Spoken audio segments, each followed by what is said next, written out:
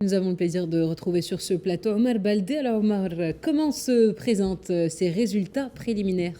Alors, pour le moment, comme on l'a si bien dit, Noha, les résultats ou les dépouillements sont en cours. On est encore loin d'arriver d'ailleurs au seuil requis pour remporter cette élection. Pour Trump, on en est, comme vous l'avez si bien dit, actuellement à 188 grands électeurs remportés. Trump a remporté des États intéressants. On pense notamment au Texas, bien évidemment. On pense aussi à des États comme dans ce qu'on appelle toujours le bastion des républicains, donc ces États très conservateurs que les républicains ont conservés. Ça, c'est d'une part. Alors, Kamala Harris, pour le moment, en est à 99 grands électeurs. Comme on le sait, il faut 270 grands électeurs pour pouvoir remporter ces élections.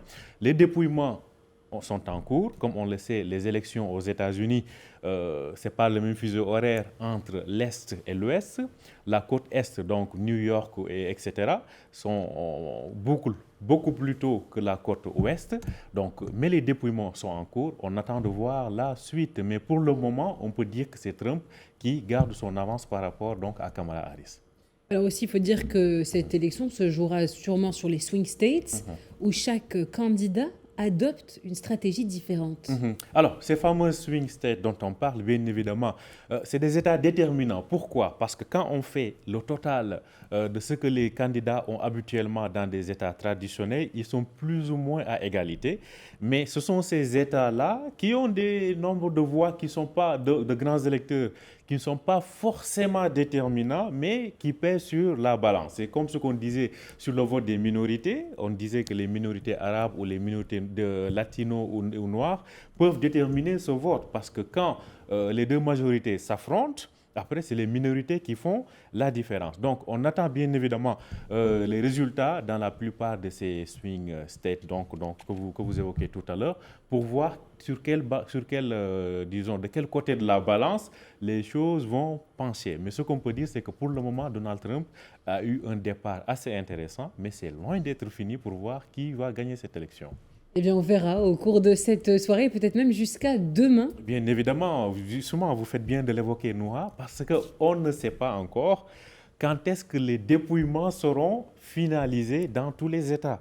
On sait que, bon, on vote déjà depuis quelques semaines aux États-Unis. Plus de 80 millions de personnes sur les 245 ou 244 millions d'électeurs avaient déjà voté par anticipation. C'est le tiers des élections, des électeurs.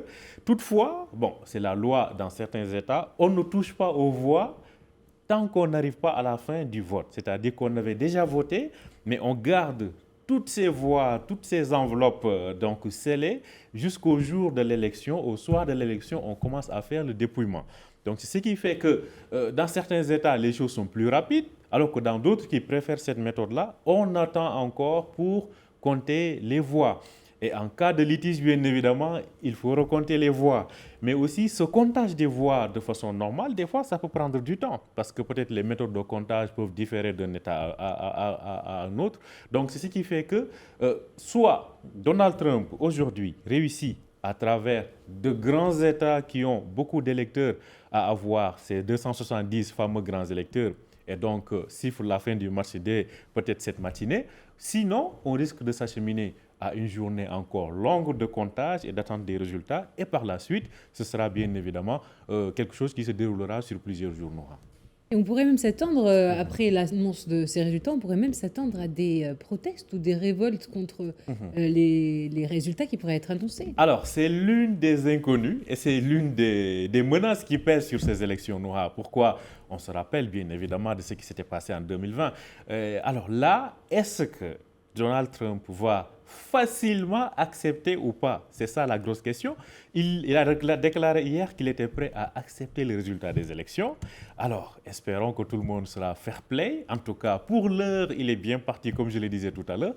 On attendra de voir si les choses s'inversent, parce que tout peut s'inverser. La Californie n'a pas encore donné ses résultats, on attend de voir ça, et on sait que la Californie, c'est 35 millions d'habitants, c'est beaucoup de voix. Ça pèse énormément, bien évidemment, sur le compte des 55 grands électeurs. 55 grands électeurs, vous faites bien de me le rappeler. Donc, 55 grands électeurs, si Kamala Harris les obtient, ça va aider à contrebalancer un peu l'avance que Trump a. Donc, est-ce que le fait que ces grosses voix, ces bastions démocrates rajoutent dans le panier leurs grands électeurs ne va pas équilibrer les choses? Et après, que dira-t-on du côté démocrate, surtout du côté de Trump? Ça reste à voir, Noah. Eh bien, on verra tout au long de cette soirée. Merci, Omar, pour toutes ces précisions. Merci, Noah.